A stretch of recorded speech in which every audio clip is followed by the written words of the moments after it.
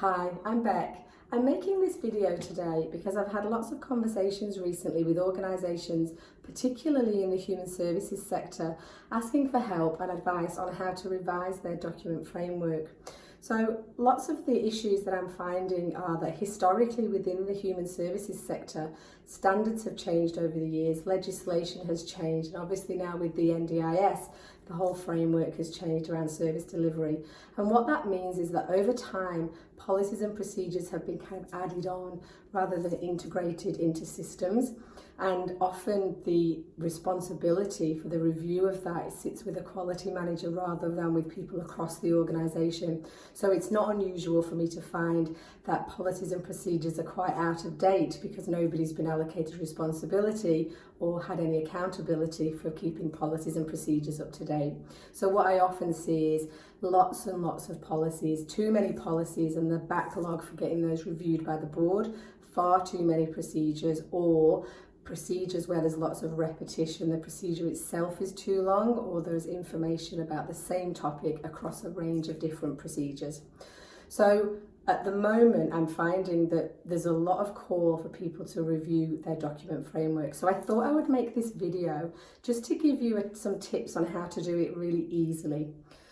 One of the things that I have done is created this infographic, and if you're interested in a copy of this, you can just head over to my website, which is rebeccabradshaw.com.au, and go to resources and just download yourself a copy. But basically what it does is it gives you the 5 steps really for what you need to do to revise your document framework.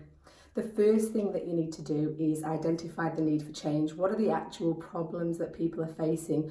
Often we make assumptions about what the problems are and we go about fixing problems that we've imagined. We need to really talk to people and stakeholders and find out what are the problems. Is it that we've got too many policies and procedures? Is it that they're out of date? Is it that there's no search function? Or is it that people just don't even know where to look for them because we have no version control? So if you're thinking about starting this project, talk to the people across your organisation. The next thing you need to do is what I'm going to focus on here today is discover all of the things that you already have in place. And by doing that, you can see where you've got that duplication and identify any gaps that need to be filled around policies and procedures. So what I'm going to focus on in terms of this session is really just looking at how can you create that list in a meaningful way. Because what I often find people do is they develop a list, so they gather all of the policies and procedures together and come to me and say, we've got 500 pieces of paper.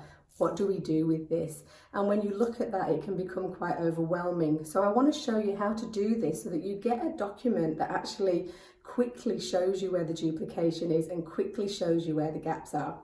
So basically what I normally see is that organisations will do this bit. They will identify what functions they've got. So if I look at their system, it will tell me that HR has got these procedures, occupational health and safety has these, procurement has these, finance has these, and then each programme or operations as a whole will have these service delivery procedures. That's great when it's working well and everything's been condensed, but when it gets bigger and bigger and bigger, and when those responsibilities get blurred, it can become really complex. You can have the same bits of information across a number of procedures and people just don't know where to look, and it's really hard to keep it current. So what people generally do is they'll have the functions and then they'll make a list of all of the procedures that they've got are in that function. The crucial step that most people miss is this middle step, which is around the processes.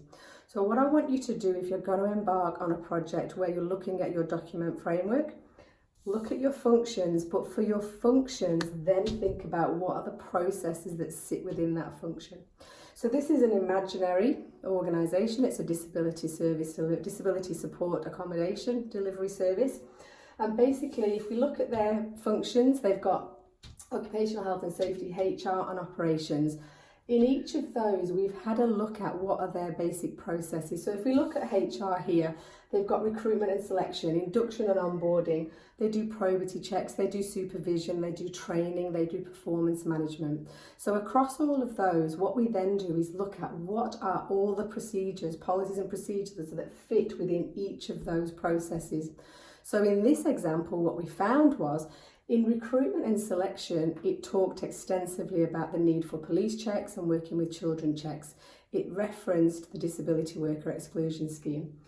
When we got down to performance management, it also had information in there about police and working with children checks. It had information in there about the code of conduct and the standard of ethics.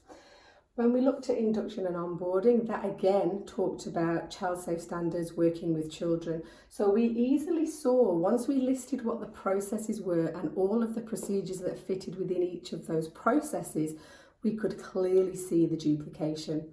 And what that meant was that we could then develop a project. So on the infographic, what we need to do then is develop a plan. Who is actually going to own these processes? And if they own these processes, they're responsible for documenting them, keeping them up to date and reviewing them regularly when things change.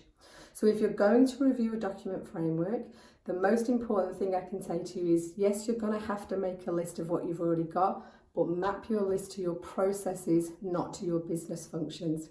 Now, if this is just too much and you're overwhelmed with your enormous document framework project, give me a ring, head across to my website. You can ring me, you can email me, I'm here to help. And there's some resources on my website and I'm there for you. So you don't need to do this alone. So yeah, give me a call and good luck with your documentation review.